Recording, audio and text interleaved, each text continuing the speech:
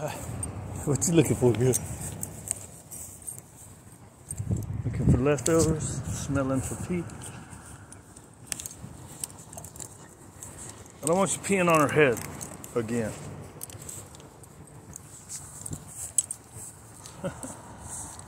Pee on her head again. These good boys. It's good girls.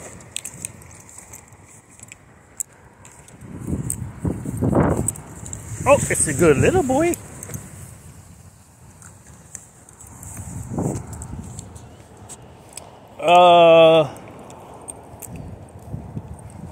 So if you happen, this isn't, so this dude with those two dogs, when we were just over there playing, he always just comes and walks through.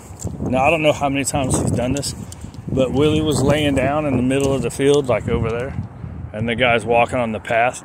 He takes his dogs and walks over to Willie. Don't do stuff like that.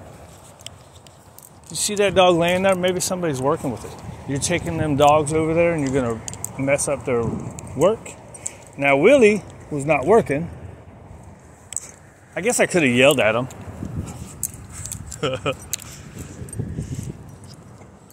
Dude, leave my dog alone.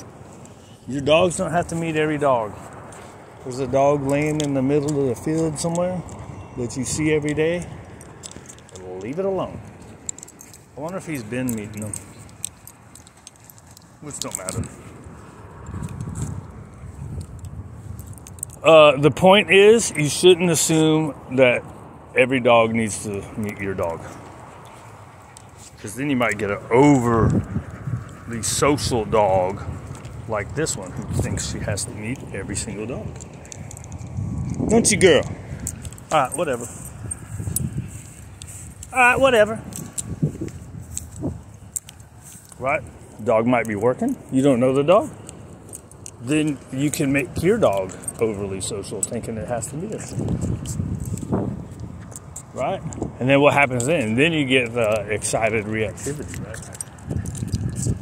Do-do-do-do-do.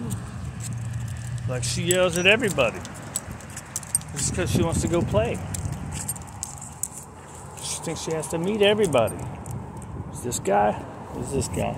Did we do any work with you guys? No, right? We need to do your little 2-minute routines.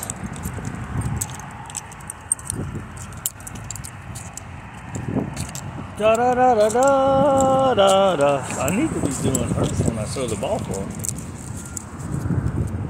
him.